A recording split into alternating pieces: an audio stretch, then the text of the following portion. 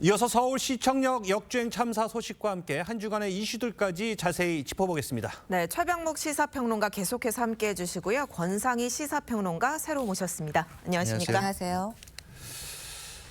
경찰은 그제 오후 운전자가 입원해 있는 병원을 찾아 이 사고 후 첫 피의자 조사를 진행했는데 운전자는 브레이크를 밟았지만 딱딱했다라면서 급발진을 주장한 걸로 전해지고 있습니다. 네, 그렇습니다. 첫 조사 2시간가량 이어졌는데요. 예. 이 차 씨는 당시에 브레이크를 밟았지만 딱딱했다. 여전히 차량 이상으로 인한 급발진으로 벌어진 사고다. 이렇게 주장을 하고 있는 상황입니다. 하지만 경찰이 1차 수사 브리핑 밝히지 않았습니까? 이때 차 씨의 주장과 상반되는 정황들이 공개됐었는데요. 우선 경찰, 이 통상적으로 브레이크를 밟을 때 자동으로 켜지는 보조 브레이크 등 이 사고 CCTV 영상 속 차 씨 차량에서 켜지지 않은 것으로 보고 있습니다. 그리고 또 한 가지, 이 급브레이크를 밟을 때 도로에 남게 되는 타이어 자국을 스키드 마크라고 하잖아요. 이것이 또 현장에서 발견되지 않았습니다. 그렇기 때문에 차량이 역주행하면서 가속되는 상황에서 차 씨가 브레이크를 밟지 않은 것으로 지금 보고 있는 건데요. 더 정밀한 이 차량 분석은 현재 국과수에서 진행 중인 상황입니다. 네, 운전자는 급발진을 주장하고 있는데요. 속도를 분석해본 전문가는 어떻게 봤는지 들어보겠습니다.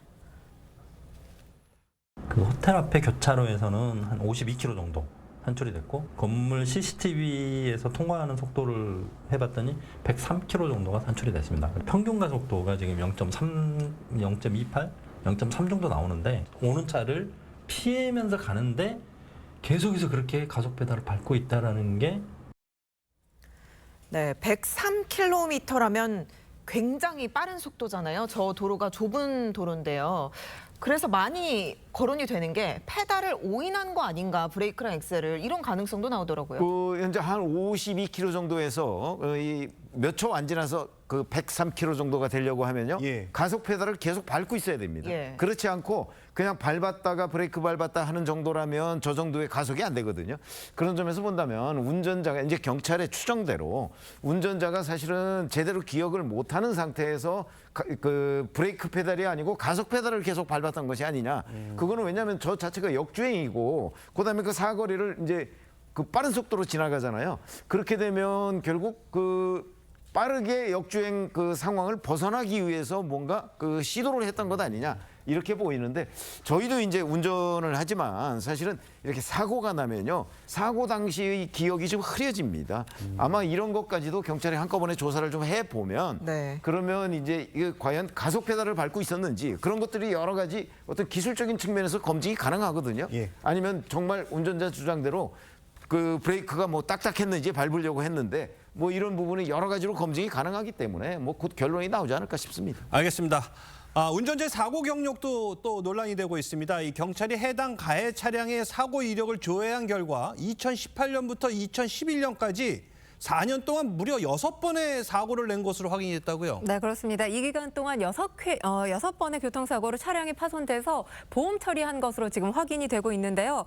해당 기간 이 차량에 대한 수리비 견적 총 581만 원이 넘은 것으로 알려졌습니다. 이 차량 사고로 인한 상대차 피해가 총 13차례였던 걸로 알려졌고요. 차시 측이 부담한 상대차 수리비 견적은 668만 원이 조금 넘는 것으로 알려졌는데 네. 지금 해당 차량의 소유자가 가해자 차 씨의 아내 소유자로 알려져 있죠. 그리고 예. 부부는 이 차량이 함께 사용을 했던 걸로 전해지고 있습니다. 따라서 지금 발생했다고 하는 이 사고들이 차 씨와 아내 중에 누가 운전하던 도중에 발생을 했는지는 아직까지 밝혀진 바가 없습니다. 자, 근데 또 이 한간에는 이 부부싸움을 해서 뭐 홧김에 뭐 했다 이런 또 소문도 있었거든요. 이 부분도 경찰이 조사를 했나요? 네, 확인이 됐는데요.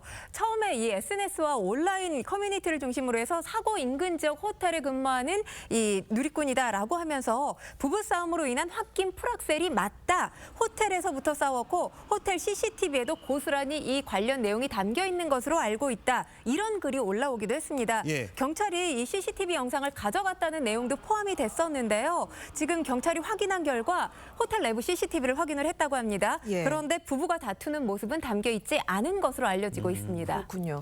이 가해 운전자가 사고 당일 지인과 통화한 사실도 지금 알려졌는데요.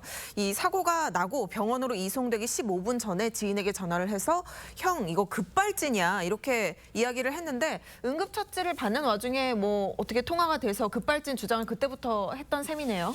글쎄요. 그러니까 저게 그 사실관계를 하려고 한 것이냐 아니면 나중에 이 사고에 대한 조사 뭐 이런 것이 이루어졌을 때 본인이 뭐 합리적으로 좀 핑계를 대기 위한 것이냐 그런 거 보면 우리가 불분명한데 그렇습니다. 이런 걸 알 수가 있죠. 경찰이 조사를 했을 때 자기 조사를 못 받겠다고 그랬거든요. 뭐 거의 죽음과 같은 통증이 있다고 얘기를 했습니다. 뭐 늑골에 문제가 있었으니까 그렇게 얘기하던 사람이 그 병원으로 이송되기 15분 전에 그 어떤 지인한테 전화해서 뭐 급발진이야라고까지 얘기를 했을 정도면 네. 적어도 경찰 앞에서 뭔가 그 진술을 할 때 좀 뭐 과장을 했던가 뭐 하는 게 아니냐 이런 우리가 짐작이 충분히 가능하죠. 그런 점으로 본다면 본인이 지인한테 했다는 저 급발진 주장을 일단은 믿기가 어려운 국면입니다. 그러니까 그 부분도 정말 조사를 조금 더 해봐야 되는 거죠. 말을 할 수 없는 상황인데 어떻게 그 지인한테 얘기해서 경찰 조사는 못 받으면서 지인한테는 저렇게 얘기를 할 수가 있는가 이런 부분에 대한 추가 설명이 필요합니다. 알겠습니다. 이 9명의 사상자를 낸 정말 안타까운 참사인데 이 가해 운전자에게 최대 5년의 실형이 선고될 가능성이 높다고 하는데 만약에 이게 급발진 가능성이 있으면 어떤 처벌을 무죄가 되는 건가요, 그러면? 근데 사실 지금까지 급발진 의심 사고로 알려졌던 사례는 여러 차례가 있지만 법원에서 급발진이다 이렇게 판단됐던 사례는 단 한 차례도 없습니다. 만약에 급발진 가능성이 높다고 판단되면 무죄가 선고될 가능성도 있다는 게 법조계 일각의 시각이기는 합니다.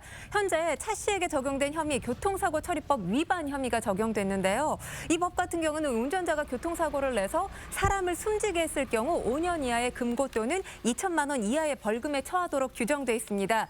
지금 이 사고로 16명의 사상자가 발생했지만 한 번의 운전자로 그러니까 한 번의 운전으로 사고가 난 만큼 하나의 죄로 평가될 가능성이 높다는 관측입니다. 이럴 경우 최대 5년형 정도가 선고될 수 있다는 게 법조계 관측인데 네. 이 형보다 조금 더 낮은 형이 선고될 가능성도 배제할 수 없어 보입니다. 왜냐하면 실무에서 활용되는 이 양형 기준표를 보면 더 낮은 형이 선고될 가능성도 있는데 대법원 양형위원회가 이 교통사고 사망 가해자에게 기본적으로 금고 8개월에서 2년형을 선고하도록 권고하고 있기 때문입니다. 그렇기 때문에 이번같이 사회적으로 큰 충격을 준 사고, 이 대형 피해가 난 교통사고의 경우에 하나의 죄로 평가될 경우에 형이 너무 가벼울 수 있기 때문에 대안입법 고민을 해야 된다 이런 목소리도 나오고 있습니다. 네, 이런 가운데 사고 현장과 온라인에 피해자들을 조롱하는 듯한 글이 올라와서 또 눈살을 찌푸리게 하고 있습니다. 관련된 남성 2명이 입건되기도 했다는데 참 피해자들을 2번 가슴 아프게 하는 일인 것 같아요. 그렇죠. 현장을 방문해서 조롱글을 남기고 간 사람도 네. 있고요. 물론 이제 그 사람은 자수를 했습니다만. 그렇습니다.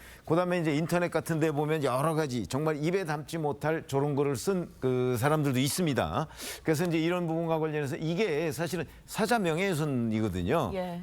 그렇기 때문에 이런 부분에 이제 경찰이 조사를 한다고 하니까 이게 이제 그 어떤 이런 그 사회적 비극 뭐 이런 거를 악용하는 또는 뭐 어떤 다른 목적으로 활용하고자 하는 사람들의 그 시도로 보여서 조사를 통해서 엄벌에 처해져야 한다 이렇게 생각합니다.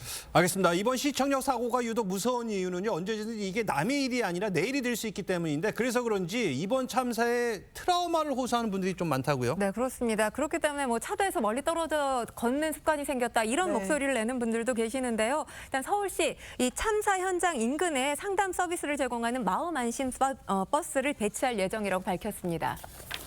알겠습니다. 두 분과는 여기서 인사 나누겠습니다. 수고하셨습니다. 감사합니다.